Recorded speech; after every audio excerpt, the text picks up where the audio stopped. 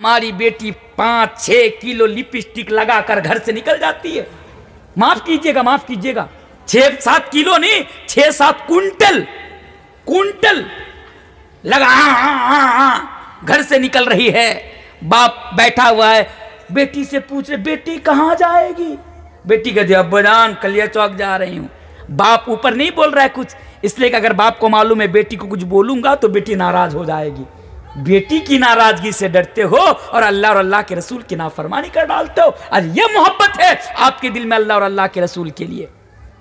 मेरे भाइयों, अगर सच में आप ये दावा करते हैं कि आपके दिल में अल्लाह और अल्लाह के रसूल के लिए मोहब्बत है, तो आपके ऊपर जो जिम्मेदारी है औलाद के प्रति, उस जिम्मेदारी का आप हक उठाइए, उनको नमाज पढ़ाइए, उनको दीनी तालीम दीजिए, उनको इस्लामिक यानी शरीयत के मुताबिक आप उनकी परवरिश कीजिए। यह जिम्मेदारी आपके ऊपर है, तभी ना मोहब्बत का हक अदा होगा।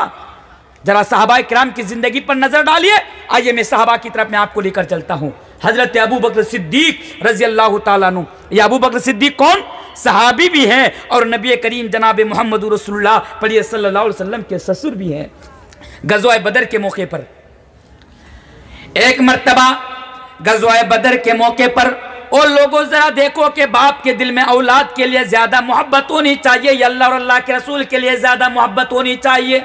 और लोगों गज़वा बदर के मौके पर हजरत अबू बकर सिद्दीक मुसलमानों की तरफ से जंग लड़ रहे हैं और बेटा का नाम अब्दुर्रहमान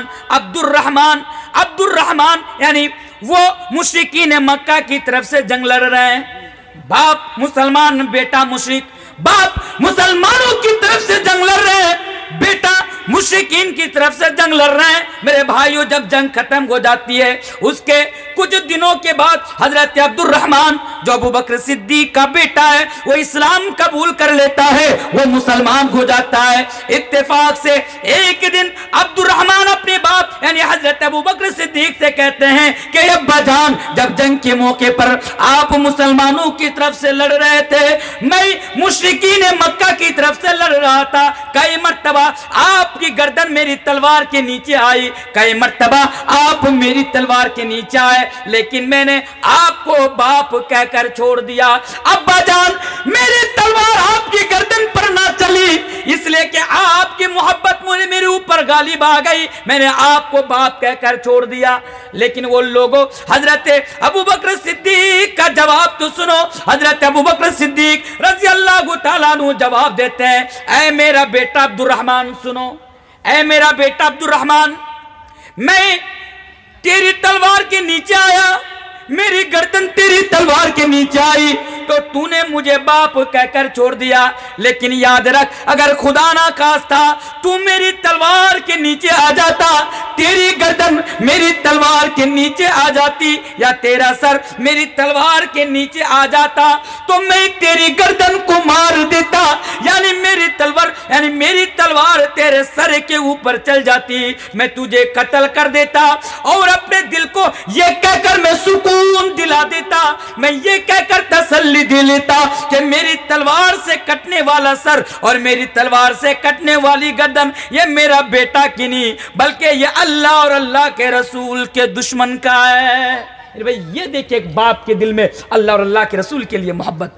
ऐसी मोहब्बत अगर हम और आप रोज़े क़यामत आखिरत के दिन कामयाब होना चाहते हैं तो ये मोहब्बत आज हमारे दिल में अल्लाह और अल्लाह के रसूल के लिए पैदा करनी होगी, तभी हम और आप कामयाब हो सकते हैं। जल्दी जल्दी आइए और आपको एक दो चीज़ बोलकर मैं आपको दूसरे पॉइंट की तरफ लेकर चला जाऊंगा। अच्छा, एक और चीज़ इसी आयत करीमा के अंदर, अगर 8 चीज़ों का जिक्र किया गया, अगर 8 चीज़ों का खुलासा मैं आपके सामने करूंगा तो बड़ा टाइम लग जाएगा। तो बाप भी हो गया, बेटा भी हो गया, अब आइए बीवी। सबके घर में बीवी है कि नहीं है? बीवी, आज हम और आप बीवी से बड़ी मोहब्बत करते हैं, होनी भी चाहिए। हमारे दिल में अपनी बीवी के लिए मोहब्बत होनी चाहिए, बिल्कुल। लेकिन अल्लाह तबारक व तआला फरमाता है, ऐ नबी आप ये भी कह दीजिए, क्या कुल इनकान आबाउकुम व अबनाउकुम व इख्वानुकुम व अज़वाजुकुम, कि तुम्हारे दिल में अपनी बीवी से भी ज्यादा अल्लाह और अल्लाह के रसूल के लिए मोहब्बत होनी चाहिए। नौजवानों, घर में बीवी है, जरा ईमानदारी के साथ बताओ कि तुम्हारे दिल में बीवी के लिए आज ज्यादा मोहब्बत है या अल्लाह और अल्लाह के रसूल के लिए ज्यादा मोहब्बत है? आप बोलेंगे मौलाना साहब हमारे दिल में तो अल्लाह और अल्लाह के रसूल के लिए मोहब्बत है, लेकिन हकीकत से इसका कोई वास्ता नहीं। हमारा दावा हकीकत के साथ इसका कोई संपर्क नहीं। हकीकत तो यह है, देखिए बीवी आपसे कह रही है, ए चलिए ना थोड़ा हजारद्वारी घूम कर आते हैं। अब बीवी ने ख्वाहिश जाहिर की। अगर आपकी बीवी आपसे ये कहे कि चलिए मालदा मुझे लेकर चलिए, या फिर मुझे थोड़ा हजारद्वारी लेकर चलिए जो अच्छी जगह है, घूमने लायक है, आप मुझे उस जगह लेकर चलिए घुमाने के लिए, भाई अगर ये बीवी की डिमांड हो, ये ख्वाहिश हो, तो आप यकीनन अपनी बीवी को ले जा सकते हैं, यह जायज़ है। शरीयत ने इस बात की इजाज़त आपको दी है कि जो अच्छी जगह हो, अगर बीवी वहाँ पर जाना चाहे घूमने के लिए, देखने के लिए, आप अपनी बीवी को ले जा सकते हैं। अपनी बीवी की बात कर रहा हूँ, दूसरों की बीवी की नहीं। अपनी बीवी आप ले जा सकते हैं। अब आपने कहा कि चलो ठीक है, तुम हजारद्वारी जाना चाहती हो, चलो मैं तैयार हूँ, मैं तुम्हें हजारद्वारी लेकर जाऊँगा। अब बीवी कहती है ठीक है मुझे तैयार होने दीजिए। अब बीवी तैयार हो रही है, बिल्कुल छम्मक छल्लो बनकर तैयार हो रही है। इस तरह तैयार हो रही है क्योंकि आज हमारी बीवियों का हाल तो यही है ना। आप देखेंगे कि जब वो घर में रहेगी तो चमन्नी बन के रहेगी, और बाहर जब कहीं घूमने के लिए जाएगी तो हेमा मालिनी बन के निकलेगी।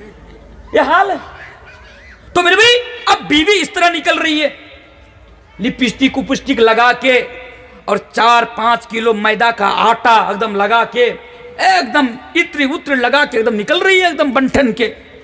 अब आप बीवी से डरते हैं, डरेंगे क्यों नहीं, बाप से जब 5 लाख ले रखे हैं उसके, ये भी तो एक मसाला है।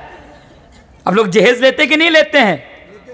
लेते हैं। कलिया चौक वाले डिमांड जहेज लेते हैं। भिखारी सब जगह है। आज हमारा नौजवान तबका भिखारी बन चुका, भिखारी। मेरे भाई एक मशवरा दूं, ससुर से पैसा मांगते हो शर्म आनी चाहिए भाई। हाथ तोड़ो, पैर तोड़ो, जामा मस्जिद में जाकर बैठो, 500-1000 रुपए ऐसे कमा लोगे। भीख मांगने की जरूरत नहीं पड़ेगी ससुर के पास जाकर। तो जो मैं बता रहा था उस चीज को, बीवी से भी ज्यादा हमारे दिल में अल्लाह और अल्लाह के रसूल के लिए मोहब्बत होनी चाहिए उस आयत करीमा के अंदर। तो आपकी बीवी तैयार हो रही है।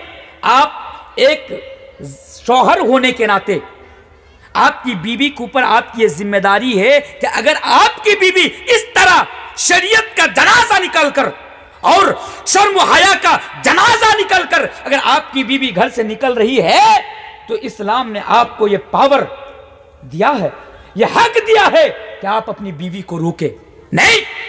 अगर तुम इस तरह मेरे साथ घूमने के लिए जाना चाहती हो तो मैं तुम्हें लेकर नहीं जाऊंगा। पहले जाओ, ये सब निकालो, पहले जाओ नहाओ। तुमने इत्र लगाई हुई है, परफ्यूम लगाई हुई है, पहले जाओ नहाओ और बुर्का पहनकर, हिजाब।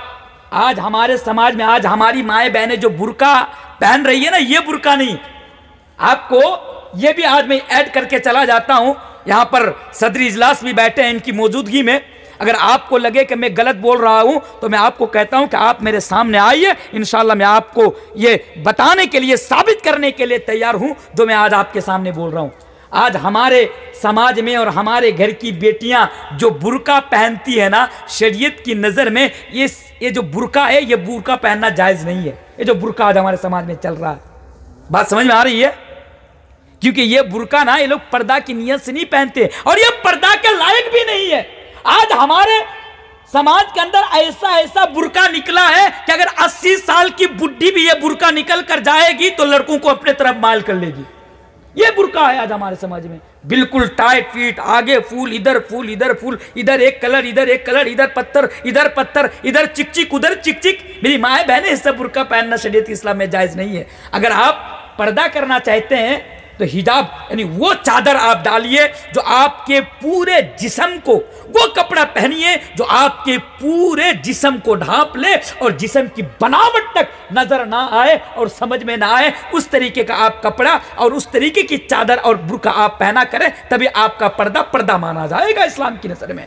तो जो बोल रहा था हम बीवी से डरते हैं कि हमारी बीवी हमसे नाराज ना हो जाए, भले ही अल्लाह और अल्लाह के रसूल अगर हमसे नाराज होता है, उनकी नाफरमानी होती है, हो जाने दो, पर बीवी हमसे नाराज नहीं होना चाहिए। मेरे भाई ये मुसलमान नहीं है, ये मोमिन नहीं है। मोमिन तो वो है कि बीवी को नहीं, अल्लाह और अल्लाह के रसूल को राजी करा कर अपनी जिंदगी गुजारे। बीबी से भी ज्यादा अपने दिल में अल्लाह और अल्लाह के रसूल के लिए मोहब्बत हो। जरा हजरत हंजला को याद कीजिए, वो हंजला, अल्लाहु अकबर, देखिए उनके दिल में, हजरत हंजला के दिल में अल्लाह और अल्लाह के रसूल के लिए कितनी मोहब्बत थी। ओ लोगों, नौजवान साहब ये रसूल है, नई नई शादी हुई है, बीवी के साथ पहली रात है। जरा आप समझ जाइए, अगर बीवी के साथ पहली रात हो तो रात हमारे लिए कितनी स्पेशल बन जाती है।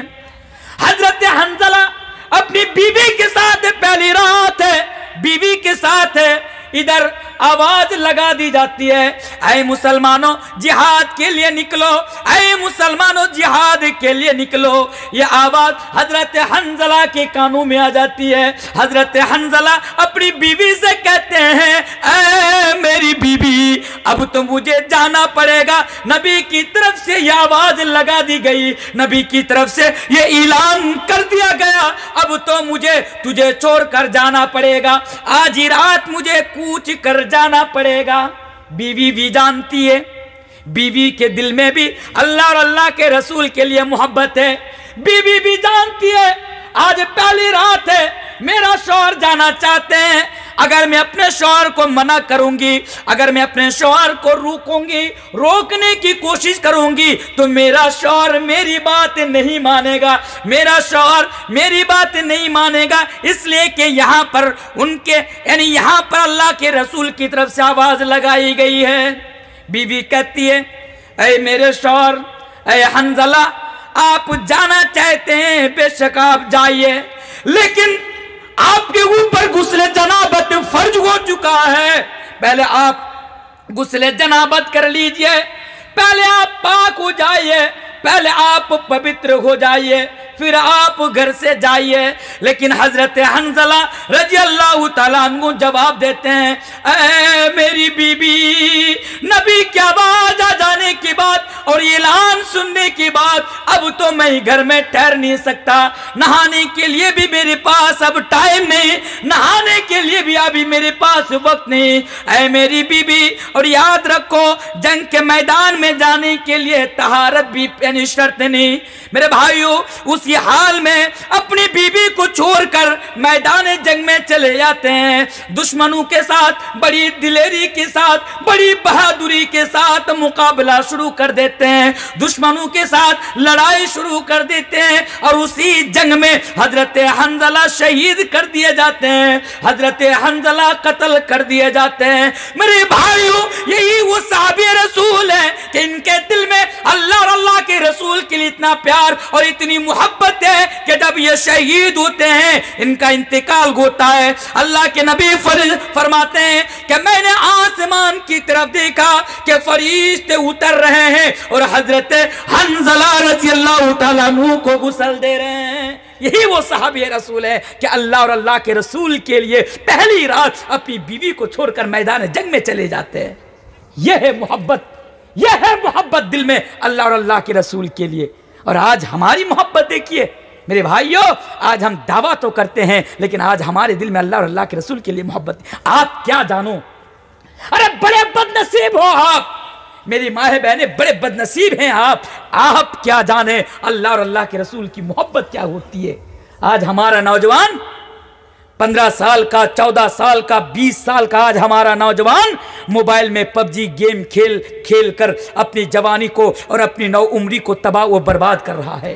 यह नौजवान 12-13 साल की उम्र में अपने पास 3-3 और 4-4 गर्लफ्रेंड से रखता हो, यह बदनसीब आज हमारे समाज का नौजवान ये क्या जाने अल्लाह और अल्लाह के रसूल की मोहब्बत क्या होती है। कभी मौका मिले, कभी फुर्सत मिले, उस दौर के नौजवानों का वाक्य उठाकर पढ़ लेना, उन लोगों की यानी कहानी और सीरत उठाकर पढ़ लेना, तो तुम लोगों को पता चलेगा कि वो लोग किस कदर अल्लाह और अल्लाह के रसूल से प्यार और अल्लाह और अल्लाह के रसूल से मोहब्बत किया करते थे। एक वाक्य बताऊं, गज़वा बदर के मौके पर हजरत एक साहबे रसूल है, वो बयान फरमाते हैं कि गज़वा बदर के मौके पर मैं मुसलमानों की सफ में खड़ा हूं, मुस्तनद वाक़या है, मैं सफ में खड़ा हूं। हजरत अब्दुर्रहमान इब्न औफ बयान फरमाते हैं नाम याद आया, हजरत अब्दुर्रहमान इब्न औफ, वो कहते हैं कि मैं मुसलमानों के सफ में खड़ा हूं, मैं दाएं जानिब देखा तो एक उम्र नौजवान, उम्र कितनी, 13-14 साल का बच्चा, 13-14 साल का बच्चा मेरे बगल में खड़ा है। मैंने बाएं जानिब देखा तो एक उम्र नौजवान 13-14 साल का बच्चा मेरे बाएं जानिब खड़ा है। कहां पर?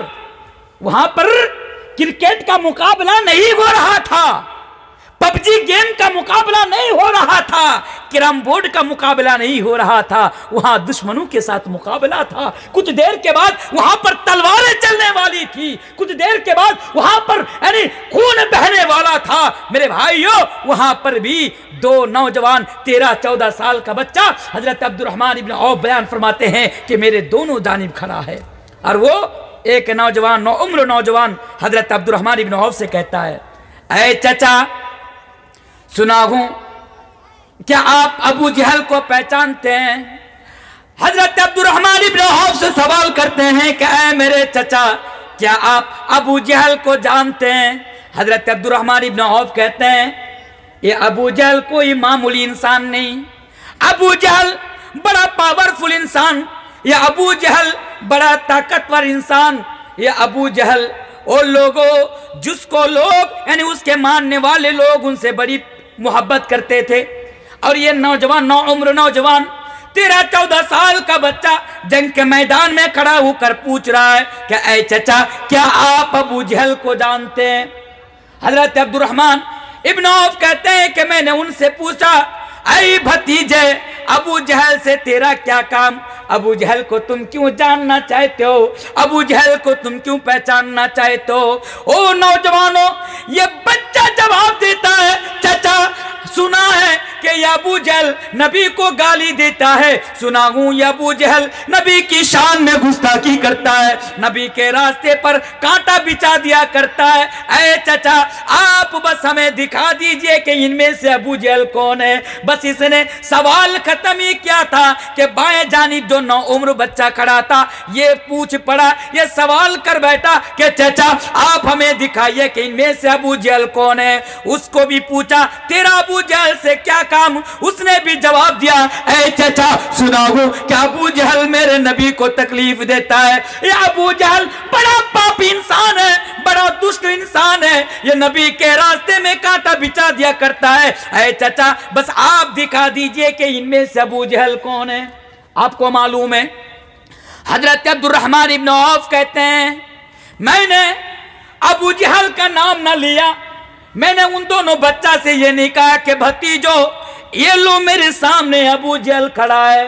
हजरत अब्दुर्रहमान इब्न औफ कहते हैं, मैंने अबू जहल का नाम ना लिया, मैंने सामने की तरफ नजर उठाई, मैंने अबू जहल को देखा, बस मैंने इशारा किया, बस मेरा इशारा करने की देर थी कि ये दोनों बच्चे अबू जहल के ऊपर इस तरह लपके कि एक ही मिनट में अबू जहल का किस्सा तमाम कर दिया। और लोगों, जंग के मैदान में दो नौजवान, उम्र नौजवान, दोनों 13-14 साल का बच्चा, मक्के का यानी मुश्रिकों का जो सरदार था, अबू जहल का किस्सा तमाम कर देता है, उसको मार देता है।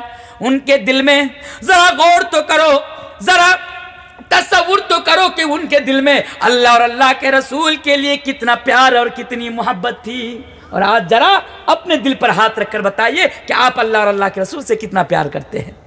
अभी आज कितनी तारीख है मालूम है? कितनी तारीख है आज? कितनी तारीख है? अच्छे तारीख है, 12 बज गया, अच्छे है तो आज 6 तारीख है। अच्छा, आज भी आप ही के इलाके में मेरा प्रोग्राम है, क्या नाम है उस जगह का? घोड़ाई पारा में एक बड़ा सम्मेलन हो रहा है वहां पे इंशाल्लाह, कल भी आज भी मेरा वहीं पे प्रोग्राम है। और वहां पे मुझे मौजू भी नौजवानों के ताल्लुक से दिया गया है। मेरा मौजू है वहां पर इस्लाह मुआशरा में नौजवानों का किरदार, बड़ा बेहतरीन मौजू है जो मुझे वहां उस प्रोग्राम में मुझे दिया गया है। तो मैं जो बता रहा था, आज अप्रैल चल रहा है, मार्च, आज मार्च महीने की 6 तारीख है। 12 तारीख से रमजान शुरू होने वाला है, 12 तारीख से, और रमजान महीने की 21 या 22 यानी इसी महीने की 21 या 22 तारीख को IPL शुरू होने वाला है। IPL, इंडियन प्रीमियर लीग, आज हमारा नौजवान रमजान से ज्यादा IPL का इंतजार कर रहे हैं। कब विराट कोहली को देखूंगा, कब धोनी का छक्का देखूंगा, कब मोहम्मद शमी की बॉलिंग देखूंगा। आज हमारे समाज के नौजवान रमजान से ज्यादा IPL का शिद्दत से इंतजार कर रहे हैं। ये आज हमारे नौजवानों का हाल है। आज हमारा नौजवान, मालूम है, होना तो ये चाहिए था कि इनके दिल में अल्लाह और अल्लाह के रसूल के लिए मोहब्बत हो, लेकिन बेवकूफों ने अपने दिल में उन लोगों का, कौन लोग, गुटखा का प्रचार करने वाला, हराम चीजों का प्रचार करने वाला, और आपका क्या बोलता है उसको, बीड़ी का, सिगरेट का प्रचार करने वाला, आज हमारा नौजवान इनकी मोहब्बत अपने दिल में बैठाए हुए है। मेरे भाई, हमारा नौजवान कामयाब कैसे होगा? नौजवानों, अरे हटाओ इन लोगों की मोहब्बत अपने दिल से। अपने दिल में अल्लाह और अल्लाह के रसूल की मोहब्बत पैदा करो, दुनिया में भी कामयाब, आखिरत में भी कामयाब हो जाओगे। मालूम है, नबी की मोहब्बत अगर तुम्हारे दिल में पैदा हो जाएगी तो क्या फायदा होगा। आओ एक हदीस में आपको सुनाता हूं, सही हदीस है। एक सहाबी रसूल अल्लाह के नबी के पास आते हैं। आने के बाद अल्लाह के नबी से कहते हैं, या रसूल अल्लाह, ये अल्लाह के रसूल, कयामत कब आएगी? हदीस पर जरा गौर कीजिए। मतस्सा, ऐ अल्लाह के नबी बताइए कि कयामत कब आएगी। अल्लाह के नबी ने उसका जवाब ना दिया।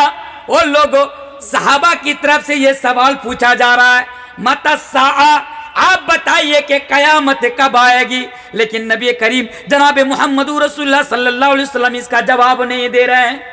अल्लाह के नबी उल्टा उन्हीं से सवाल कर रहे हैं, तू ये बता, तू मुझे पूछ रहा है कि कयामत कब आएगी, लेकिन तू ही बता कयामत के लिए तेरे पास क्या तैयारी है, आखिरत के लिए तेरे पास क्या तैयारी है।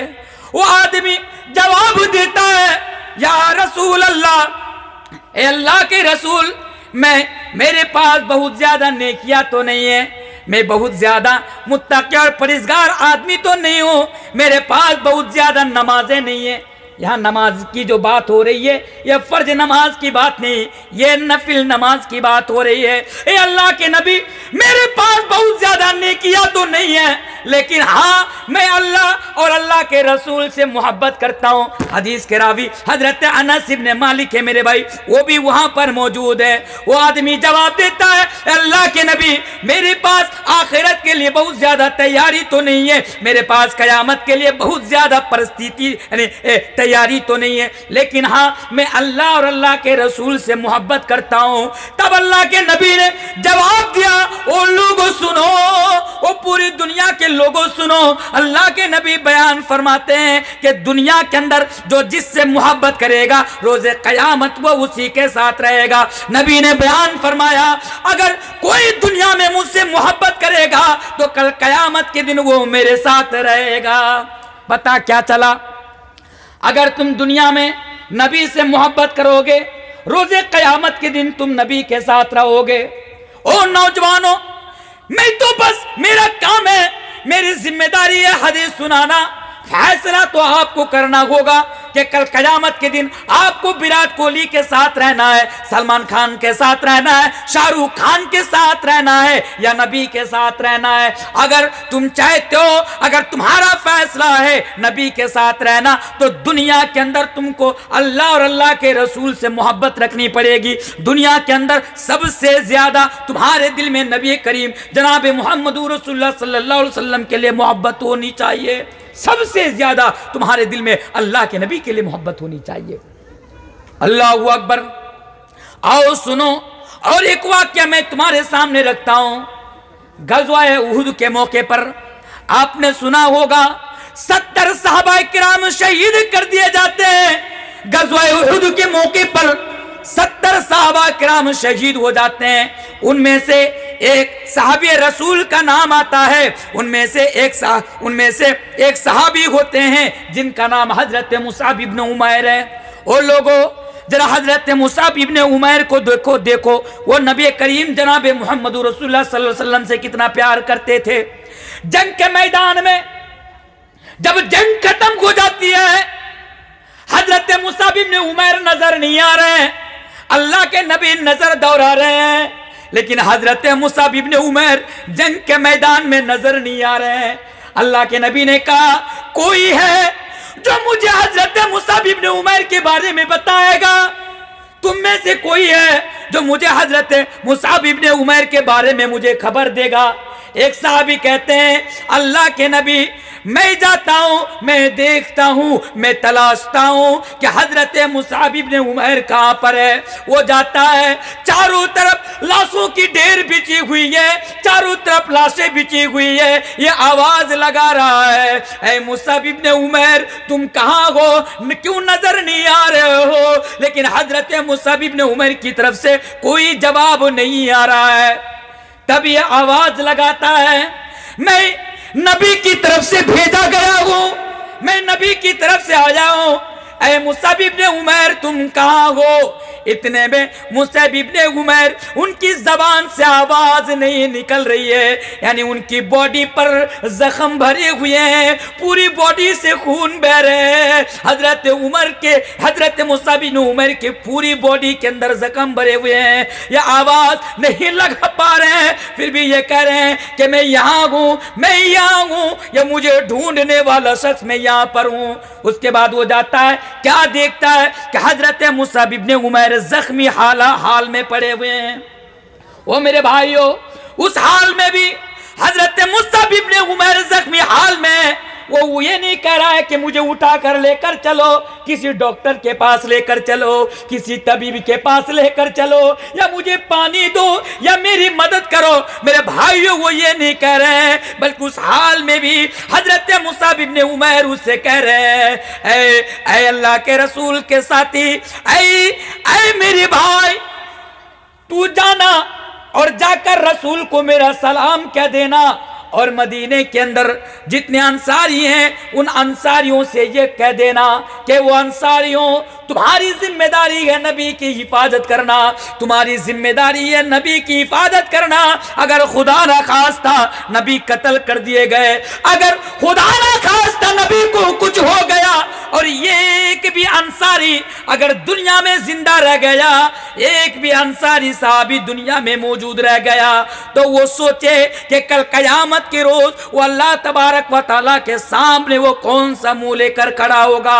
इसलिए वो मैसेज देकर भेज रहा है, अंसारियों से जाकर कह देना कि ओ अंसारियों नबी की हिफाजत करना, वो अंसारियों नबी की हिफाजत करना। अरे भाई, ये है दिल में रसूल के लिए मोहब्बत, ये है मोहब्बत। अल्लाहु अकबर। अपनी जान की परवाह नहीं है, खुद की परवाह नहीं है, लेकिन अल्लाह के रसूल की परवाह है, अल्लाह के रसूल की चिंता है। मेरे भाई, इसे कहते हैं मोहब्बत रसूल, यह है दिल में मोहब्बत। आप जरा उठाओ हजरत खुबैब इब्न अदी का वाक़या उठा कर देखो। हजरत खुबैब इब्न अदी कौन? आपको मालूम है हजरत खुबैब इब्न अदी के बारे में? हजरत खुबैब इब्न अदी, मक्का के मुश्रिकीन हजरत खुबैब इब्न अदी को गिरफ्तार कर लेते हैं। जरा देखो तो सही, अपने ईमान को ताजा करो तो सही, अपने अंदर नबी के लिए मोहब्बत पैदा करो तो सही। हजरत खुबैब इब्न अदी, मक्का के मुश्रिक लोग हजरत खुबैब इब्न अदी को गिरफ्तार कर लेते हैं। गिरफ्तार करने के बाद हजरत खुबैब इब्न अदी से कहते हैं कि ऐ खुबैब इब्न अदी, अगर तेरी जगह पर तेरे रसूल को फांसी पर चढ़ा दिया जाए और तुझे छोड़ दिया जाए तो क्या तू इस बात पर राजी होगा? अल्लाहु अकबर। ऐ खुबैब, कुछ ही देर में तुझे फांसी पर चढ़ा दिया जाएगा, तख्ते-ए-दार पर चढ़ा दिया जाएगा, क्या तू इस बात पर राजी है कि तेरी जगह पर तेरे रसूल को फांसी पर चढ़ा दिया जाए और तुझे आज़ाद कर दिया जाए, तुझे छोड़ दिया जाए? हजरत खुबैब इब्न अदी के दिल में नबी के लिए मोहब्बत तो देखो। हजरत खुबैब इब्न अदी ने जवाब दिया कि ऐ मक्का के काफिरों, ये क्या कह रहे हो? ऐ मक्का के मुश्रिकों, ये क्या कह रहे हो?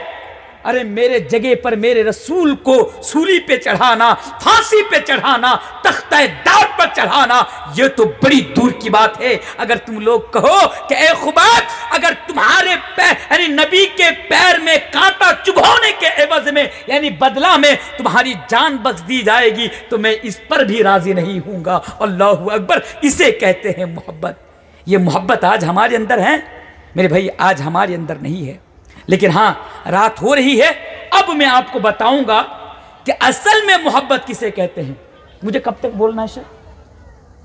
बोलकर शेष कर दीजिए, जितना भी बोलना है बोलिए। जब तक बैठे हैं आप। अच्छा अच्छा, आदमी जब तक बैठे हैं जितना भी बोलना है अच्छा अच्छा, कब तक सुनेंगे आप लोग मुझे जी? अच्छा, जब तक रहूंगा। बड़े भाई बड़े जज्बाती हैं आप, सुनने वाले लोग हैं। खैर, अल्लाह तबारक व तआला आप लोगों को कबूल फरमाए, आप लोगों के बैठने को सुनने को अल्लाह तबारक व तआला कबूल फरमाए। तो हाँ, जो मैं बोल रहा था, अब आइए असल मौजू पर। इतनी देर तक तो मैंने बताया कि हमारे दिल में मोहब्बत होनी चाहिए, मोहब्बत होनी चाहिए, लेकिन अब बताना है कि भाई मोहब्बत का दावा तो सब करते हैं, मोहब्बत का दावा सब करते हैं कि नहीं करते हैं? हर कोई मानते कि नहीं मानते कि हम लोग नबी से मोहब्बत करते हैं? आज की बात अगर आप देखना चाहते हैं, इस चीज को अगर परखना चाहते हैं, अगर नबी की शान में अगर कोई गुस्ताखी कर दे तो हम लोग रास्ते पर उतर आते हैं, रास्ते पर उतर आते हैं।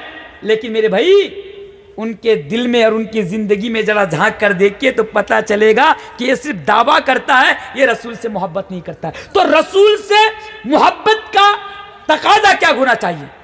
मोहब्बत रसूल का आप ये कैसे जानेंगे, आप ये कैसे समझेंगे कि आपके दिल में रसूल के लिए मोहब्बत है या मोहब्बत नहीं है? तो मोहब्बत रसूल का तकाजा क्या होना चाहिए, आइए उन तकाजों के ऊपर अब मैं रोशनी डालता हूं। पहले एक हदीस में सुना देता हूं, फिर आपको बात समझ में आ जाएगी। एक साहबी रसूल हैं, वो अल्लाह के नबी के पास आते हैं।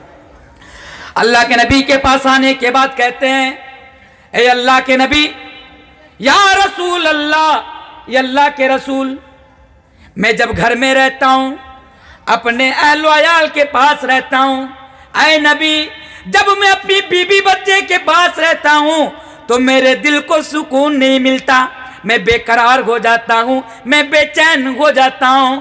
फिर मैं दौड़ा दौड़ा आपके पास आता हूं और आपका दीदार कर लेता हूं, आपको देख लेता हूं। तो आपको देखने के बाद मेरे ए रसूल, आपको देखने के बाद मुझे सुकून मिल जाता है, मुझे करार मिल जाता है, मेरे दिल को तसल्ली मिल जाती है। साहबी कहते हैं कि जब मैं घर में रहता हूं, यानी आपसे दूर रहता हूं, तो मेरा दिल बेचैन हो जाता है, मेरा दिल बेकरार हो जाता है। मैं दौड़ा दौड़ा आपके पास आता हूं, आपका दीदार करता हूं, तो आपको देखकर मेरे दिल को सुकून मिल जाता है, मेरे दिल को यानी शांति मिल जाती है। लेकिन अल्लाह के नबी, एक चीज सोच सोच कर मैं बड़ा परेशान हो जाता हूं। अल्लाह के नबी ने कहा, वो कौन सी चीज है?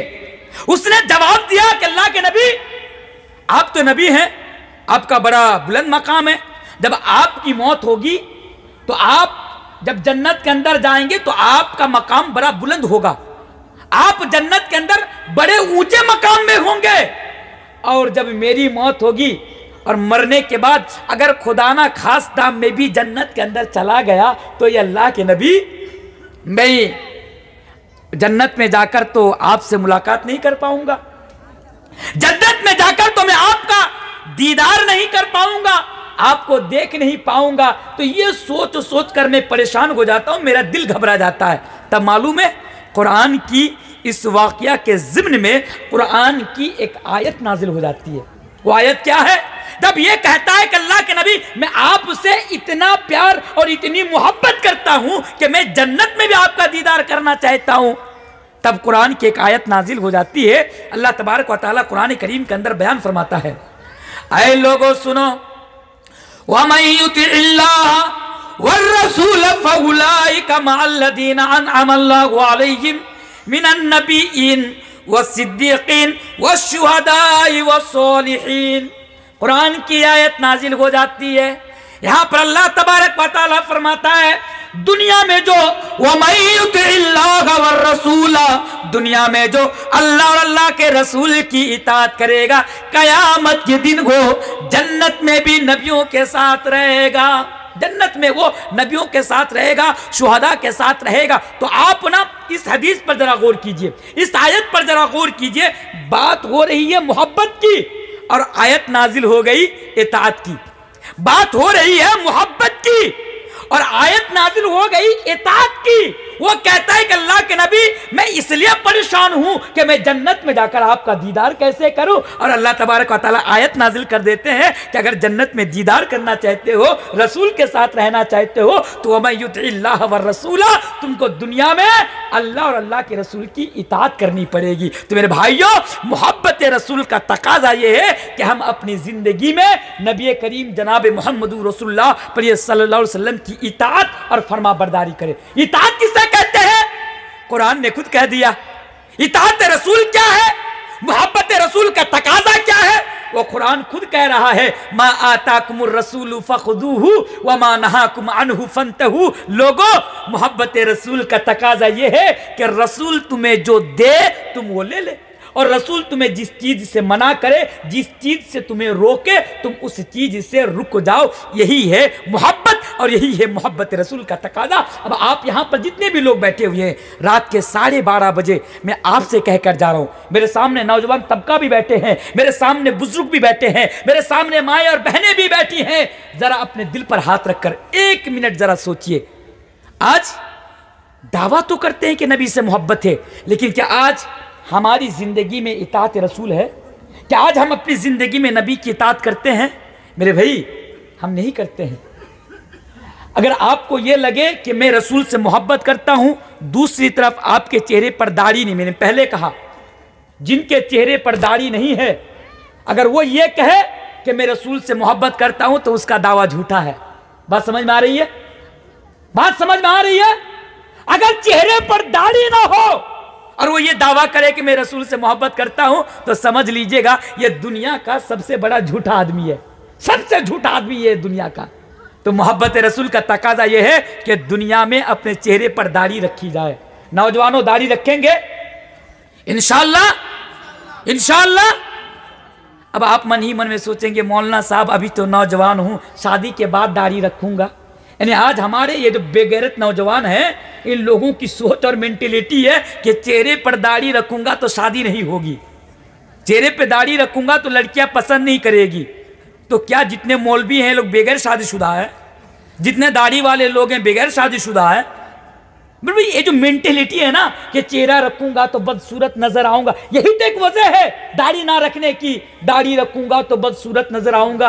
अरे भाई, ये दाढ़ी रखना ये सुन्नत रसूल है, दाढ़ी रखना ये मोहब्बत रसूल का तकाजा है, यही तो रसूल से मोहब्बत है। और याद रखिए, ये जो सोच है ना कि दाढ़ी रखकर आप बदसूरत नजर आएंगे, मेरे रसूल के चेहरे पर भी दाढ़ी थी और पूरी दुनिया के अंदर मेरे रसूल ही तो सबसे खूबसूरत है। रसूल के बारे में हस्सान इब्ने साबित कहते हैं, वह अहसन मिन कलम तरकत आईनी व अजमल मिन कलम तलीद निसा। यही तो वह रसूल है कि जिनका चेहरा को देखकर हजरत जाबिर इब्ने समुरा रज़ियल्लाहु ताला अन्हु कहते हैं कि मेरा रसूल तो 14वीं के चांद से भी ज्यादा हसीन और मेरे रसूल तो 14वीं के चांद से भी ज्यादा खूबसूरत है। यही तो मेरे रसूल है, यही तो रसूल का चेहरा है जिस चेहरे पर दाढ़ी है। अब्दुल्ला इब्ने सलाम जब इस्लाम कबूल नहीं किया था, वो गवाही देता है कि जब मैंने रसूल का चेहरा देखा, अल्लाहू अकबर, रसूल इतना हसीन, इतना खूबसूरत कि मैंने रसूल का चेहरा देखकर मैं ये समझ गया था कि ये चेहरा किसी झूठ बोलने वाले का चेहरा नहीं, ये किसी कज्जाब का चेहरा नहीं। इसलिए मेरे भाइयों, नौजवानों, अपने चेहरे पर दाढ़ी रखो। चेहरे पर दाढ़ी रखने से बदसूरत नहीं, आप खूबसूरत नजर आएंगे। इंशाअल्लाह दाढ़ी रखेंगे, इंशाअल्लाह। अच्छा, मोहब्बत रसूल का तकाजा और क्या है? मोहब्बत रसूल का तकाजा ये है कि रसूल ने हमें जिस तरह, यानी रसूल ने जिस तरह जिंदगी गुजारी, जैसे कुरान की आयत है, लक़द कान लकुम फी रसूलिल्लाहि उस्वतुन हसना, क्या ए लोगों, तुम्हारे लिए हमने रसूल की जिंदगी को नमूना करार दिया, तुम्हारे लिए रसूल की जिंदगी को उसवा करार दिया। तुम लोग रसूल की जिंदगी के मुताबिक अपनी जिंदगी गुजारो। तो मेरे भाइयों, नौजवानों, मोहब्बत रसूल का तकाजा यह है, हमारा उठना, हमारा बैठना, हमारा सोना, हमारा जागना, यही मोहब्बत रसूल है। और यही मोहब्बत रसूल का तकाजा है कि रसूल की तरह हमारी हर चीज हो। अगर कर लिए तो आप ये दावा कर सकते हैं कि आपके दिल में रसूल के लिए मोहब्बत है, आपके दिल में अल्लाह और अल्लाह के रसूल के लिए मोहब्बत है। लेकिन आज हमारे नौजवानों का हाल क्या है? हमारे नौजवानों का हाल है, देखेंगे, यानी गले में सोने की चेन है। चेन समझते हैं आप लोग? सोने की चेन, सोने के हार, यानी लगाए हुए हैं गले में, सोने की चेन और सोने के हार लगे हैं। अच्छा, नौजवान से कहो अरे भाई ये सोना की चेन, ये सोना की हार, ये सोना पहनना मर्दों के लिए हराम है। या फिर बहुत सारे नौजवानों को आप देखेंगे कि गले में ताबीज लटकाए हुए हैं, हाथों में ताबीज लटकाए हुए हैं, कमर में ताबीज लटकाए हुए हैं। उनसे कहो कि मेरा रसूल ने बयान फरमाया है मन तअल्लक़ तमीमतन फ़क़द अशरक बी, कि जिसने ताबीज लटकाया उसने शिर्क किया।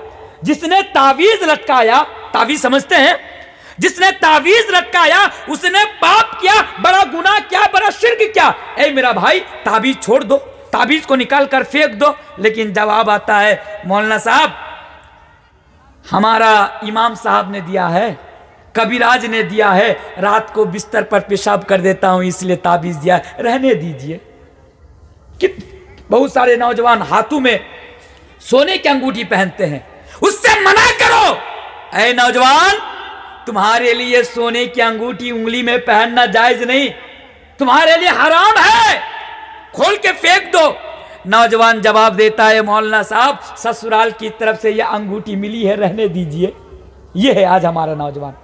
लेकिन मोहब्बत रसूल का तकाजा देखना चाहते हैं, आइए मैं आपको एक हदीस सुनाता हूं। अल्लाह के प्यारे नबी जनाब मोहम्मद रसूलुल्लाह सल्लल्लाहु अलैहि वसल्लम बैठे हुए हैं। एक नौजवान सहाबा अल्लाह के नबी के सामने आया जिनके हाथ की उंगली में सोने की अंगूठी है। नबी ने जब सोने की अंगूठी देखी अपने हाथ से निकालकर सोने की अंगूठी को फेंक दिए। अल्लाह के नबी निकाल कर फेंक दिए और अल्लाह के नबी ने बयान फरमाया मेरी उम्मत के मर्दों के लिए सोना पहनना हराम है। अंगूठी निकाल कर फेंक दिए। नबी गुस्सा से वहां से चले गए। अंगूठी पड़ी रह गई। वहां पर और भी देगर सहाबा मौजूद है। उन लोगों ने कहा भाई ये तेरी अंगूठी है, ये पड़ी हुई है, ये कीमती है, ये बड़ी कीमती चीज है, जा इसको तो उठा ले। उसने जवाब दिया क्या तुम लोगों ने नहीं देखा कि नबी ने मेरे हाथ की उंगली से निकाल कर फेंक दिए और बताया कि मर्दों के लिए सोना पहनना हराम है। अब मैं उस चीज को कैसे उठा सकता हूं? उन लोगों ने जवाब दिया अरे नबी ने तो ये बयान फरमाया मेरी उम्मत के मर्दों के लिए हराम है, लेकिन नबी ने तो ये नहीं कहा कि मेरी उम्मत की औरतों के लिए हराम है। जा तू उस अंगूठी को उठा ले और ले जाकर तेरे घर में जो औरतें हैं उन औरतों को दे दे, उनके लिए पहनना जायज है।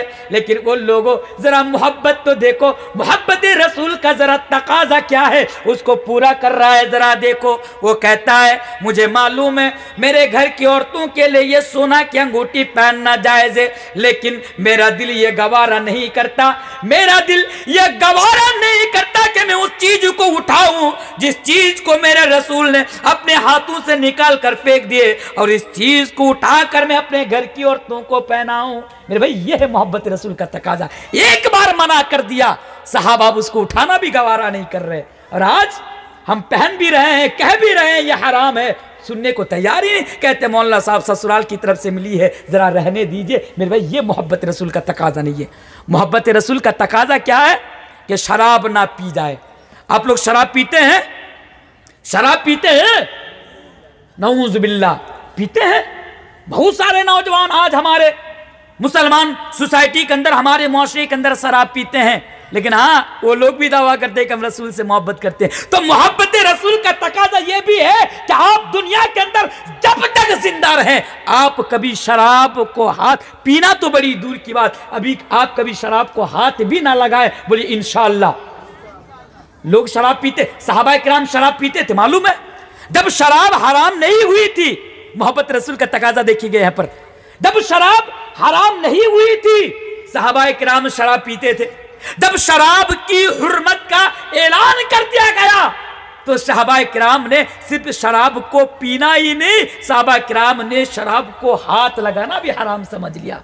वो लोग जो शराब के नशे में धुत रहते थे, जब हुर्मत की ऐलान आया, जब नबी की तरफ से यह ऐलान कर दिया गया कि अल्लाह की तरफ से शराब को हराम कर दी गई है, मेरे भाई सहाबा किराम ने अपनी जिंदगी में फिर दोबारा कभी शराब के प्याला को और शराब के बर्तन को हाथ नहीं लगाया। इसे कहते हैं मोहब्बत रसूल और इसे कहते हैं मोहब्बत रसूल का तकाजा।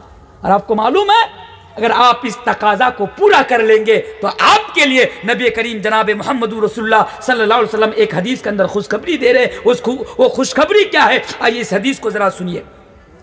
अल्लाह के प्यारे नबी जनाब मोहम्मद रसूलुल्लाह सल्लल्लाहु अलैहि वसल्लम बयान फरमाते हैं, कुल्लु उम्मती यदखुलूनल जन्नत इल्ला मन अबा। ओ लोगों, अगर तुम नबी की मोहब्बत का तकाजा को अगर पूरा करोगे, यानी दुनिया में अगर रसूल की इताअत करोगे, तो तुम्हारे लिए खुशखबरी दी जा रही है। और यह खुशखबरी मैं नहीं, यह खुशखबरी मौलवी तनवीर नहीं, बल्कि यह खुशखबरी अल्लाह के प्यारे रसूल जनाब मोहम्मद रसूलुल्लाह सल्लल्लाहु अलैहि वसल्लम दे रहे हैं। अल्लाह के नबी कह रहे हैं, कुल्लु उम्मती यदखुलूनल जन्नत इल्ला मन अबा। ओ लोगों, मेरी उम्मत का, हदीस का अल्फाज पर गौर कीजिए, कुल्लु उम्मती, मेरी उम्मत का हर एक फर्द जन्नत के अंदर जाएगा। आप भी जन्नत के अंदर जाएंगे, आप भी जन्नत के अंदर जाएंगे, मैं भी जन्नत के अंदर, सारे के सारे जन्नत के अंदर जाएंगे। लेकिन हाँ, शर्त है, शर्त, वो शर्त क्या है? अल्लाह के नबी बयान फरमाते हैं, इल्ला मन अबा, सिवाय उन लोगों के जो जन्नत में जाना ही नहीं चाहता हो। नबी से पूछा गया, नबी से सवाल किया गया, या रसूल अल्लाह, कि अल्लाह के रसूल आप जरा बताइए वो कौन लोग हैं जो जन्नत में जाना गवार, नहीं, जो जन्नत के अंदर नहीं जाना चाहते, जो जन्नत के अंदर नहीं जाना चाहते। तो अल्लाह के प्यारे रसूल जनाब मोहम्मद रसूलुल्लाह सल्लल्लाहु अलैहि वसल्लम ने बयान फरमाया कि मन अतानी दखलल जन्ना, जिसने अपनी जिंदगी में मेरी इताअत की, जिसने अपनी जिंदगी में मेरी फरमाबरदारी की, वो मेरा वो शख्स जन्नत के अंदर जाएगा। और जिसने दुनिया के अंदर मेरी नाफरमानी की, जिसने दुनिया के अंदर मेरी इताअत नहीं की, मेरे भाई अल्लाह के रसूल फरमाते हैं वो जहन्नम के अंदर जाएगा। तो मोहब्बत रसूल का तकाजा जो इताअत रसूल है, अगर आप उसको पूरा करेंगे तो आपके लिए खुशखबरी है कि आप जन्नत के अंदर जाएंगे। अल्लाहु अकबर मेरे भाइयों। और मोहब्बत रसूल का तकाजा क्या है? मोहब्बत रसूल का तकाजा ये भी है, क्या है? जरा देखिए, आज मुसलमानों के अंदर मैं इख्तिलाफ की बात नहीं करूंगा, आज मेरा मौजू मोहब्बत रसूल के ऊपर है, और जो मोहब्बत रसूल का तकाजा है मैं वही आपके सामने बयान कर रहा हूं। हाँ मेरे भाइयों, आज मुसलमानों के अंदर बहुत सारे मुसलमान ऐसे हैं कि वो तो ये दावा करते हैं और बढ़ चढ़कर ये दावा करते हैं कि मैं रसूल से मोहब्बत करता हूं, लेकिन मेरे प्यारे साथियों, जरा उनकी जिंदगी में जरा जाकर तो जरा देखो कि वो नमाज किस तरह पढ़ रहे हैं। ओ मेरे भाइयों, आज मैं किसी को टारगेट करके, मैं किसी के लिए ये बात नहीं कहकर जा रहा हूं, बल्कि मैं आम तौर से मोहब्बत रसूल का तकाजा आपके सामने बयान कर रहा हूं। अगर आप नमाज पढ़ रहे हैं, ओ लोगों, मोहब्बत रसूल का तकाजा यह है कि रसूल जिस तरह नमाज पढ़े, आपको भी उसी तरह दुनिया के अंदर नमाज पढ़नी पड़ेगी। अल्लाह के नबी ने बयान फरमाया, सल्लू कमा रअयतुमूनी उसल्ली। ओ लोगो, तुम लोग भी उस तरह नमाज पढ़ो, जिससे, यानी उसी तरह नमाज पढ़ो जिस तरह मुझे नमाज पढ़ते देखो। ओ लोगो, आज मौलवी तनवीर आलम आले हदीस का मौलवी होकर यह बयान नहीं कर रहा है, बल्कि आज मौलवी तनवीर तौला लेलान दुनिया इंसानियत को यह पैगाम देकर जा रहा है कि अगर तुम्हारे दिल में रसूल के लिए मोहब्बत है तो तुम नमाज उसी तरह पढ़ो जिस तरह रसूल ने नमाज पढ़ी। हाँ, अगर रसूल ने हाथ ऊपर बांध कर नमाज पढ़ी तो तुम भी उसी तरह हाथ बांध कर नमाज पढ़ो। अगर अल्लाह ने हाथ नीचे करके नमाज पढ़ी तो तुम भी उसी तरह नमाज पढ़ो। अगर अल्लाह के नबी ने नमाज की हर रकात में सूरह फातिहा की तिलावत की तो तुम भी सूरह फातिहा की तिलावत करो। और अगर नबी ने अपनी जिंदगी के अंदर सूरह फातिहा की बात जोर से आमीन बोला तो तुम भी जोर से आमीन बोलो। अगर नबी करीम ने नमाज के वक्त रफुल यदान किए तो रफुल यदान तुम भी करो, रफुल यदान तुम भी करो। अगर नबी ने नमाज की हालत में कदम से कदम मिलाया तो तुम भी कदम से कदम मिलाओ, क्योंकि यही मोहब्बत रसूल है और यही मोहब्बत रसूल का तकाजा है कि रसूल जिस तरह नमाज पढ़े तुम भी उसी तरह नमाज पढ़ो।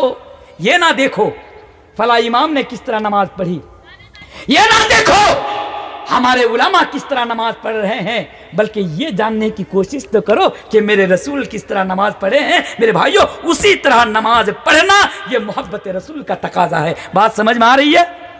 जी, बात समझ में आ रही है। मोहब्बत रसूल का तकाजा क्या है?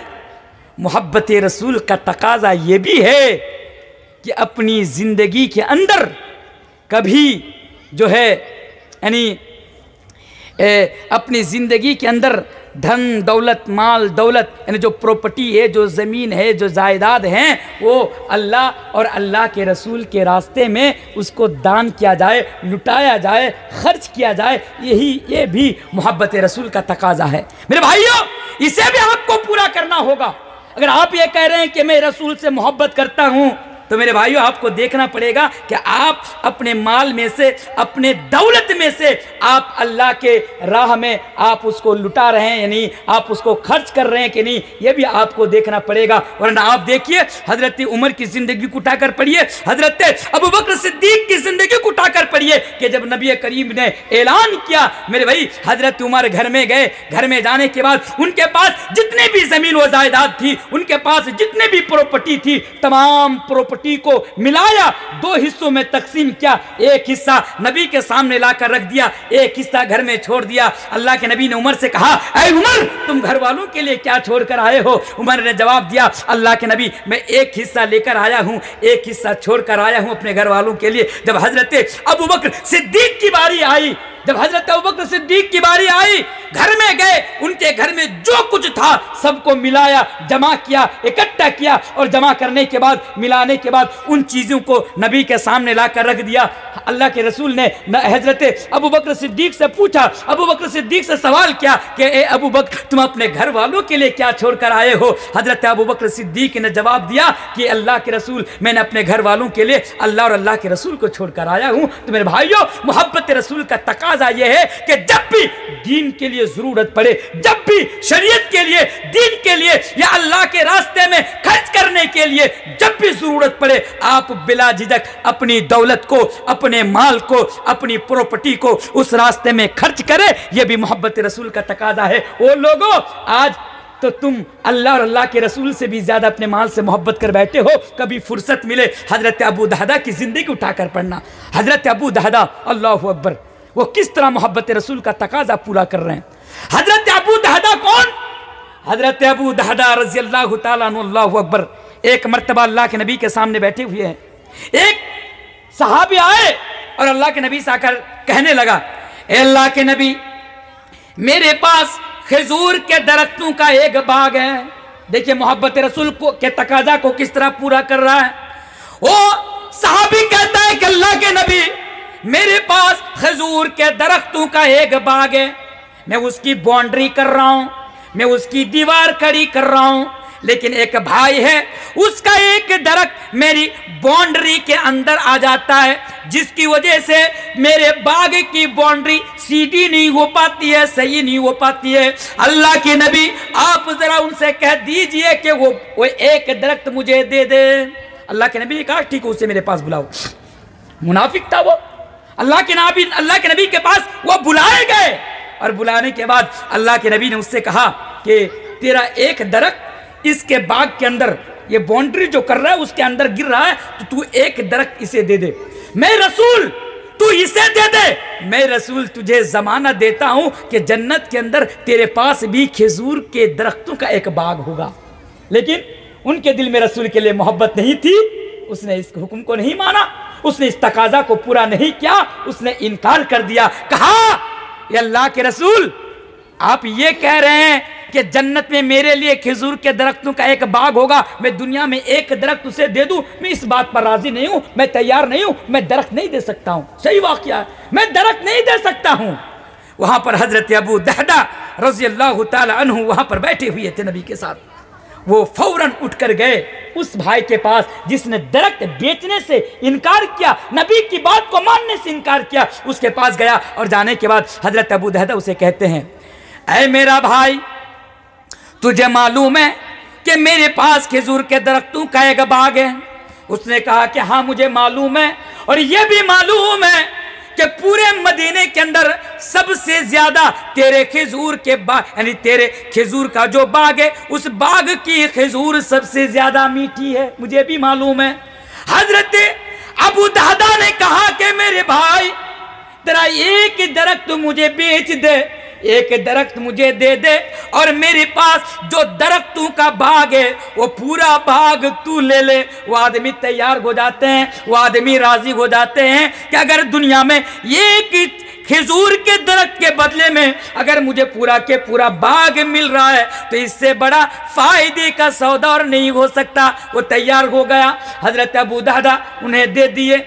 अल्लाह के नबी के पास आए। अल्लाह के नबी के पास आने के बाद कहा कि अल्लाह के नबी, आपने जो उससे फरमाया था कि अगर वो एक दरख्त दे देगा तो जन्नत के अंदर उसके लिए खजूर के दरख्तों का एक बाग होगा, लेकिन अल्लाह के नबी मैंने वो दरख्त खरीद कर उस भाई को मैंने दे दिया, उस भाई को मैंने यानी हदिया दे दिया, उस भाई को मैंने सौंप दिया। अल्लाह के नबी, क्या मेरे लिए भी जन्नत के अंदर खजूर के दरख्तों का बाग होगा? अल्लाह के नबी ने बयान फरमाया, हाँ ऐ अबू दादा, उसके लिए जो हुक्म था तुम्हारे लिए भी वही हुक्म है, तुम्हें भी जन्नत के अंदर खजूर के दरख्तों का एक बाग मिलेगा।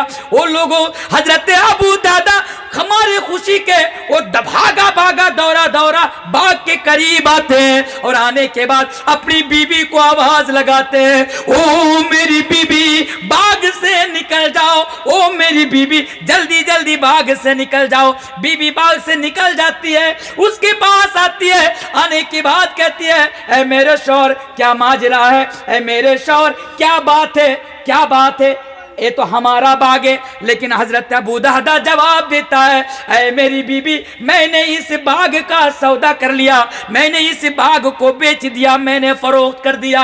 बीबी कहती है, ऐ मेरे शौहर आपने इस बाग को कैसे बेचा? शौहर ने जवाब दिया कि मेरी बीबी जन्नत के अंदर बाग मिलने, एक खजूर का बाग मिलने के बदला में मैंने दुनिया के अंदर ये बाग मैंने फरोख्त कर दिया, ये बाग मैंने बेच दिया। बीबी भी खुश हो जाती है। बीबी कहती है, ऐ मेरा शौहर आपने बड़ा फायदे का सौदा किया, आपने बड़ा फायदे का सौदा किया। मेरे भाइयों, मोहब्बत रसूल का तकाजा यह है कि अगर दीन के लिए, इस्लाम के लिए, मदरसों के लिए अगर कभी दौलत लुटाने की जरूरत आए, अगर कभी दौलत पेश करने की जरूरत आए तो आप दौलत को बिला झिझक पेश कर दे। वो लोगों, यही मोहब्बत रसूल का तकाजा है। हजरत सुहैब रूमी की जिंदगी पर नजर डालो। वो सुहैब रूमी एक गुलाम की हैसियत में मक्का के अंदर आते हैं और एक दिन ये सुहैब रूमी बड़ा दौलतमंद बन जाता है। ये सुहैब रूमी बड़ा पैसों का मालिक बन जाता है, बहुत बड़ा बिजनेसमैन बन जाता है। अल्लाह के नबी मक्का से मदीना हिजरत करके चले जाते हैं। अब हजरत सुहैब रूमी भी नबी के पीछे पीछे वो मदीना जाने वाले होते हैं। उसके पास जो दौलत होती है, जो माल होते हैं, जो प्रॉपर्टी होते हैं, उनको एक जगह जमा करते हैं और जमा करने के बाद वो अपने ईमान को बचाने के लिए नबी के साथ हिजरत करने के लिए निकल पड़ते हैं। वो पीछे पीछे नबी पहुंच गए। नबी के बाद वो जा रहे हैं। मक्का के काफिरों ने हजरत सुहैब रूमी को रोक लिया। हजरत सुहैब रूमी को पकड़ लिया और कहा कि ऐ सुहैब रूमी, ऐ सुहैब रूमी, तू तो एक गुलाम बनकर आया था, आज तू मक्का में रहकर, मक्का में खाकर, यहाँ तिजारत कर कर, यहाँ बिजनेस कर कर तूने बहुत बड़ा पैसे का मालिक हो गया, बिजनेसमैन हो गया। अगर तू हिजरत करना चाहता है तो तुझे माल छोड़कर जाना पड़ेगा। हजरत सुहैब रूमी देख रहे हैं कि अगर मैंने यहाँ पे रुक गया तो ईमान बचाना बड़ा मुश्किल हो जाएगा, तो वो इस्लाम के लिए या कुर्बानी दे देता है, अपने माल को मक्का वालों के लिए छोड़ देता है, उन लोगों के पास रख देता है और खाली हाथ वो मदीना हिजरत करके चले जाते हैं। मेरे भाइयों, यही तो मोहब्बत रसूल का तकाजा है, यही तो मोहब्बत रसूल का तकाजा है कि मेरे भाई रसूल आपको जो दे आप वो ले ले, रसूल आपको जो हुक्म दे आप उसको अदा करे, रसूल जिस तरह जिंदगी गुजारे आप उस तरह जिंदगी गुजारे और कदम कदम पर अल्लाह और अल्लाह के रसूल की इताअत करे, कदम कदम पर अल्लाह और अल्लाह के रसूल की फरमा बरदारी करे। मेरे भाई, इसी को मोहब्बत रसूल कहते हैं और यही मोहब्बत रसूल का तकाजा है कि हम उसको पूरा करें। और एक बात आपको बताऊं, मोहब्बत रसूल का तकाजा ये भी है मेरे भाई, मोहब्बत रसूल का तकाजा ये भी है कि हम और आप दुनिया में आखिरत की तैयारी करें। हम और आप दुनिया में दुनिया की मोहब्बत अपने दिल से निकालें। यह भी मोहब्बत रसूल का तकाजा है, क्योंकि अल्लाह के रसूल ने अपनी ज़िंदगी से हमें और आपको ये पैगाम, अपनी ज़िंदगी से हमें और आपको ये मैसेज दिया है। वो क्या है? अल्लाह के प्यारे रसूल खजूर के पत्तों से बनी हुई चटाई के ऊपर लेटे हुए हैं। खजूर के पत्तों से बनी हुई चटाई के ऊपर अल्लाह के नबी सोए हुए हैं। जरा देखिए क्या मैसेज दे रहे हैं अल्लाह के प्यारे रसूल। इसको पूरा करना मेरे भाई हमारी और आपकी जिम्मेदारी है। सोए हुए हैं अल्लाह के नबी, जब उठते हैं पीठ के ऊपर चटाइयों की निशानी पड़ जाती है, चटाइयों का निशान आ जाता है। सहाबा जब देखते हैं, सहाबा को बड़ी तकलीफ होती है। अल्लाह के नबी जब इसके ऊपर सोते हैं, नबी को परेशानी होती है, तकलीफ होती है, पीठ पर, नबी की पीठ पर निशानी आ जाती है। सहाबा अल्लाह के नबी से कहते हैं, हदीस के अल्फाज हैं, लवित्तखज़ना लका वितान, अल्लाह के रसूल लवित्तखज़ना लका वितान, अल्लाह के नबी क्या आपके लिए नरम गरम बिस्तर का इंतजाम ना कर दो? क्या आपके लिए उस बिस्तर का इंतजाम ना कर दूं कि जिस बिस्तर के ऊपर सोने से आपको तकलीफ ना हो, आपको परेशानी ना हो, आपको कष्ट ना हो? तो अल्लाह के नबी जवाब देते हैं कि ऐ मेरे सहाबा, ऐ मेरे सहाबा, मैं इसको लेकर क्या करूं? ऐ मेरे सहाबा, मैं इन बिस्तर को लेकर और इसको ऊपर सोकर मैं क्या करूं? मैं तो इस दुनिया के अंदर एक मुसाफिर की हैसियत से आया हूँ, एक मुसाफिर की तरह आया हूँ।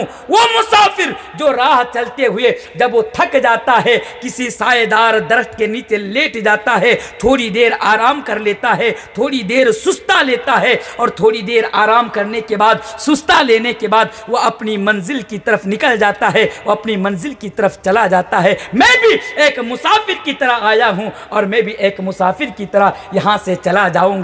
मेरे भाई मोहब्बत रसूल का तकाजा यह है कि रसूल ने ये जो हमें पैगाम दिया कि हम और आप इस दुनिया के अंदर एक मुसाफिर की तरह आए हैं, हमारी मंजिल आखिरत है। इस दुनिया के अंदर हम आखिरत की तैयारी करने के लिए आए हैं। दुनिया के अंदर हम आखिरत को यानी पूरा करने के लिए आए हैं, यानी आखिरत की परिस्थिति लेने के लिए आए हैं। मेरे भाई हम इसको करें, हम दुनिया में आखिरत की तैयारी करें, यह भी मोहब्बत रसूल का तकाजा है। मेरे भाई इसी तरह एक ही बात मैं आपको बताऊं, हर उस बात को पूरा करना, हर उस बात को मानना, हर उस बात को अमल करना जो अल्लाह और अल्लाह के रसूल ने बयान किया, जो अल्लाह और अल्लाह के रसूल ने हमें हुक्म दिया। मेरे भाई यही मोहब्बत रसूल है और यही मोहब्बत रसूल का तकाजा है, क्योंकि मोहब्बत की दूसरी चीज इताअत रसूल है। मेरे भाइयों मेरा भी यानी 10 मिनट बाकी है 1 बजने को, रात काफ़ी हो चुकी है। मेरा भी 1 घंटा 55 मिनट हो चुका है, यानी मेरा 5 मिनट कम 2 घंटा होने को है। अगर इस मौजू पर बात रखी जाए तो और भी बात रखी जा सकती है, लेकिन हर दिन प्रोग्राम है, कल भी मेरा प्रोग्राम है और फिर यहाँ से मुझे घर भी जाना है, थोड़ा काम है, फिर वहाँ से कल के प्रोग्राम के लिए आना है। मेरे भाइयों मुसलसल प्रोग्राम रहने की वजह से 2-2 घंटा बोलना, 2.5 घंटा बोलना हम लोगों के लिए बड़ी तकलीफ़ का बाइस बन जाती है। इसलिए माजरत के साथ मैं यहीं पर अपनी बात को ख़त्म करता हूँ, लेकिन इस मैसेज के साथ मैं अभी ख़त्म नहीं किया हूँ, मैं अभी छोड़ा नहीं हूँ, मैं अभी छोड़ा नहीं हूँ, बस मैं अभी बात को ख़त्म कर रहा हूँ, अभी मैं छोड़ा नहीं हूँ। तो मेरे भाइयों मेरी जो जिम्मेदारी थी, मैंने हत्तल इम्कान पूरी कोशिश की अपनी जिम्मेदारी का हक अदा करने के लिए, और मैंने आप लोगों के लिए जिस मौजू का इंतखाब किया था मोहब्बत रसूल, यानी एक मुसलमान के दिल में अल्लाह और अल्लाह के रसूल के लिए मोहब्बत होनी चाहिए। मैंने ये भी आपको बताया कि सहाबाए किराम किस तरह अल्लाह और अल्लाह के रसूल से मोहब्बत करते थे।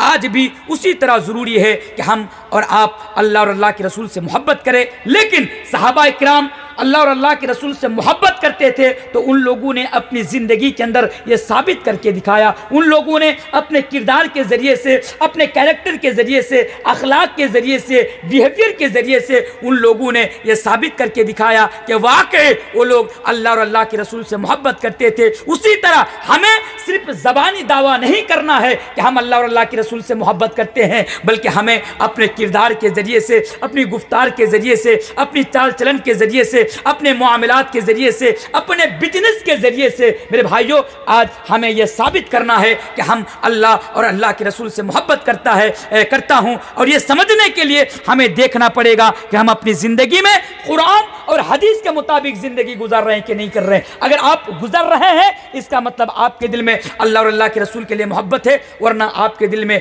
अल्लाह और अल्लाह के रसूल के लिए मोहब्बत नहीं है। मेरी माएँ बहनें, सहाबियात, जो अल्लाह के रसूल के उस दौर की जो औरतें थी, वो औरतें भी दिलो जान से ज्यादा, अपनी जान से ज्यादा, शोहर से ज्यादा, बाप से ज्यादा अल्लाह और अल्लाह के रसूल से मोहब्बत करती थी। तो उन लोगों ने अपनी जिंदगी के अंदर यह दर्शाया, उन लोगों ने अपनी जिंदगी के अंदर यह साबित किया कि वाकई उन औरतों के दिल में भी अल्लाह और अल्लाह के रसूल के लिए मोहब्बत थी। आज जरूरी है आपके दिल में भी अल्लाह और अल्लाह के रसूल के लिए मोहब्बत हो। इसलिए आपको ये देखना पड़ेगा कि आप अपनी ज़िंदगी में कुरान और हदीस के मुताबिक ज़िंदगी गुजार रहे हैं या नहीं गुजार रहे हैं, हया को बरकरार रखे हैं या नहीं रखे हैं, पर्दा को लाजिम पकड़े हैं या नहीं पकड़े हैं, नमाज पढ़ रहे हैं या नहीं पढ़ रहे हैं, और उस तरह पढ़ रहे हैं जिस तरह नबी ने बताया। ये भी आपको देखना पड़ेगा। अगर आप कर रहे हैं तो यकीनन आपके दिल में अल्लाह और अल्लाह के रसूल के लिए मोहब्बत है, नहीं कर रहे तो आपके दिल में अल्लाह और अल्लाह के रसूल के लिए मोहब्बत नहीं है। मैं जाते जाते बस इतना रिक्वेस्ट आपके सामने कर जाऊंगा कि ये जो प्रोग्राम रखा गया है,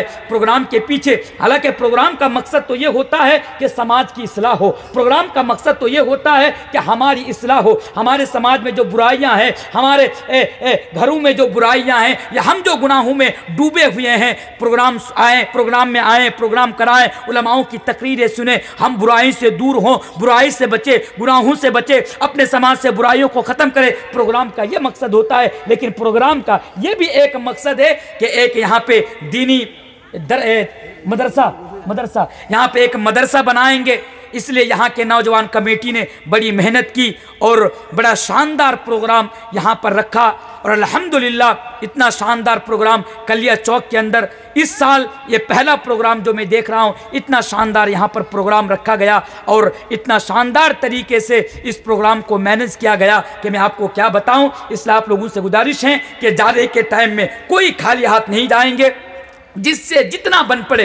यह भी मोहब्बत रसूल का तकाजा है। देखिए, यह भी मोहब्बत रसूल का तकाजा है कि रसूल का मदरसा जहाँ पे रसूल की तालीम दी जाए, कुरान और हदीस की तालीम दी जाए, हमारी जिम्मेदारी बनती है कि हम अपने दौलत को वहाँ पे लुटाएं, हम अपने माल को वहाँ पर खर्च करें। इसलिए आप लोगों से मैं बड़ी ही विनम्रता के साथ माओं से, बहनों से भी, आपसे भी गुजारिश करता हूँ कि कोई खाली हाथ नहीं जाएंगे। अगर आपके दिल में अल्लाह और अल्लाह के रसूल के लिए मोहब्बत है तो आप आज यहाँ पर जिससे जितना हो पाए, 100, 200, 300, 400, 500, 1, 2, 3, जिससे जितना हो पाए आप यहाँ पर आएंगे और आप यहाँ से देकर चले जाएंगे। मेरे भाइयों, आइए लास्ट में मैं माशाअल्लाह अब एक चादर भेज दीजिए जिससे जो हो पाएगा, एक दुआ या कलिमात मैं आपके सामने गुनगुनाऊंगा। इसके बाद मैं अपनी बात को ख़त्म करूंगा इंशाअल्लाह ताला। मेरा जीना मेरा मरना इलाही तेरी खातिर हो, मेरा जीना मेरा मरना इलाही तेरी खातिर हो, मेरा चलना मेरा रुकना इलाही तेरी खातिर हो, मसाजिद में मजालिस में तू ही तू हो मेरे दिल में, मसाजिद में मजालिस में तू ही तू हो मेरे दिल में, मेरा हंसना मेरा रोना इलाही तेरी खातिर हो, मेरा जीना मेरा मरना इलाही तेरी खातिर हो, मेरा जीना मेरा मरना इलाही तेरी खातिर हो। मेरा हाजत रवा तू है, मेरा मुश्किल कुशा तू है। मेरा हाजत रवा तू है, मेरा मुश्किल कुशा तू है। जफा करना वफा करना इलाही तेरी खातिर हो। आखिर में अल्लाह तबारक व तआला से दुआ करूँ कि अल्लाह तबारक व तआला कदम कदम पर हमें कुरान और हदीस के मुताबिक ज़िंदगी गुजारने की तौफीक अता फरमाए। इसी तरह दीनी मजलिस मुनाकिद करने की तौफीक अता फरमाए।